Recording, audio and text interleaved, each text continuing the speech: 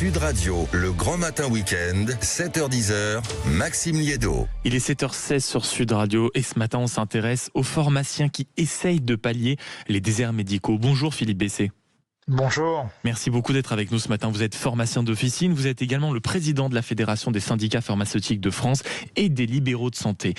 D'abord, intéressons-nous peut-être, avant d'entrer dans le vif du sujet, sur cette tendance de la téléconsultation. Je ne suis pas sûr que ce soit si familier que ça pour tous ceux qui nous écoutent. Est-ce que vous pouvez rappeler peut-être en quelques mots ce que c'est aujourd'hui la téléconsultation dans le domaine médical ?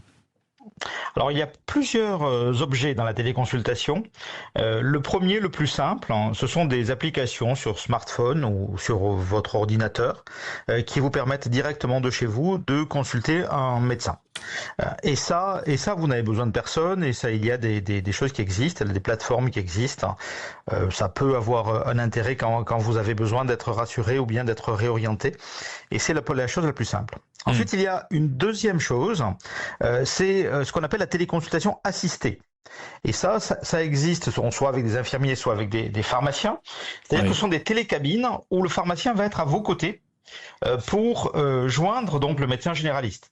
Ça permet de faire de l'analyse de constante, ça permet il y a des appareils connectés qui permettent de faire la prise de tension, qui permettent de faire un certain nombre de choses, qui permettent d'assister donc le médecin qui est distant pour faire votre téléconsultation. C'est de ça qu'on parle aujourd'hui. D'accord. Et précisément, c'est en tout cas ce qui se passe du côté du Lot. Faute de médecin, la pharmacie devient parfois la seule porte d'entrée vers un professionnel de santé. Est-ce que c'est ça qui est en train de devenir la nouvelle norme en France ?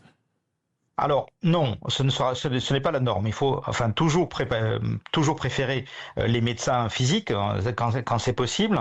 Et par ailleurs, ce que nous avons organisé avec l'assurance maladie et les médecins, c'est un parcours qui dit que dans ce cadre-là, pour que ce soit remboursable, pour que ce soit pris en charge, il faut que le médecin connaisse au moins une fois et le dossier du patient. Il faut qu'il l'ait vu une fois physiquement.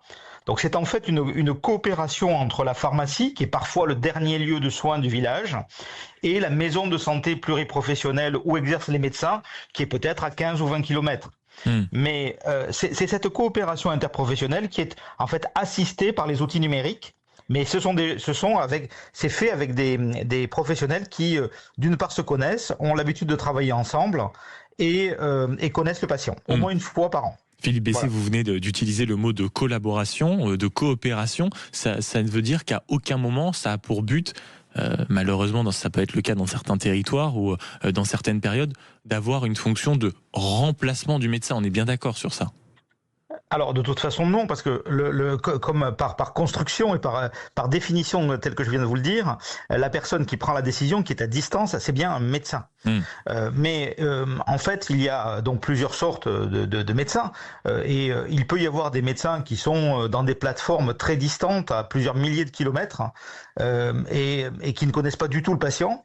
Et puis nous, le modèle qu'on porte, c'est la coopération avec un médecin qui est certes distant, mais qui n'est pas si distant que ça, puisqu'il est par exemple dans le département et qui a la possibilité de voir au moins une fois le patient pour pouvoir savoir à qui il parle, pour pouvoir avoir son dossier.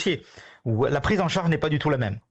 De plus en plus, on observe à quel point la pharmacie est devenue un repère plus qu'important dans le suivi médical des patients. On les voit vaccinateurs, on les voit parfois dépisteurs. Vous en parlez, on les voit désormais facilitateurs de téléconsultation.